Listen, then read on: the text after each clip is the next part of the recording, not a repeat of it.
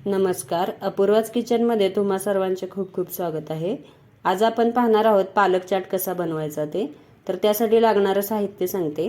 पालकाची अर्धी जुडी घेतली, मोठी पानं बघून घेतलेली आहेत, लाल तिखट, डाळिंबाचे दाणे, ओवा, मीठ, धने जिरे पूड आणि कोथिंबीर घेतली, बारीक चिरून घेतली, शेव घेतली आहे, बारीक शेव, चाट मसाला आणि जे पालकाच्या भज्यासाठी आपण बॅटर बनवतो ते बॅटर बनवून घेतलेलं आहे।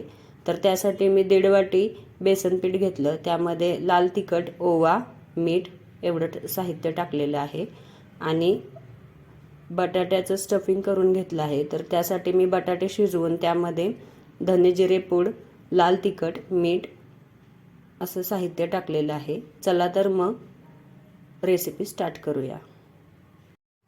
तर मैत्रिणींनो, तळण्यासाठी आपण इथे कढई घेतली आणि त्यामध्ये तेल गरम करत ठेवूया आणि इकडे पालक चाटचं स्टफिंग करून घेऊया।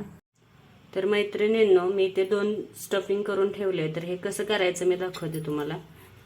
तर असं बटाटा घ्यायचा आहे, तुम्हाला जितका स्मॅश करता येईल बारीक तितका तुम्ही तो बारीक करून घ्यायचा आहे बटाटा।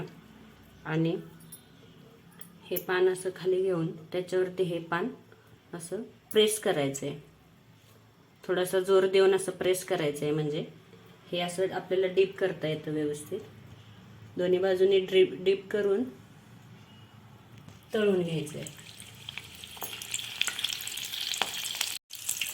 तर हे असं तळून घ्यायचं आहे आपल्याला, दोन्ही बाजूने चांगलं तळायचं आहे।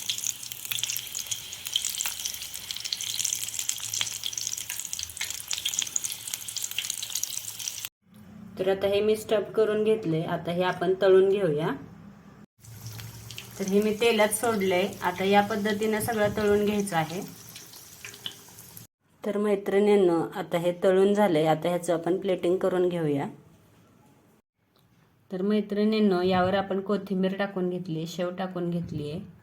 आता आपण यावर थोडेसे डाळिंबाचे दाणे टाकून घेऊया आणि चिमूटभर चाट मसाला असा स्प्रिंकल करायचा आहे। तर आपले खाण्यासाठी तयार आहे पालक चाट।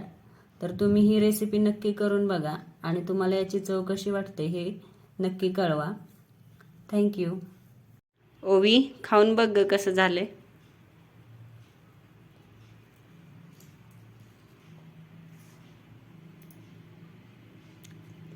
छान झाले।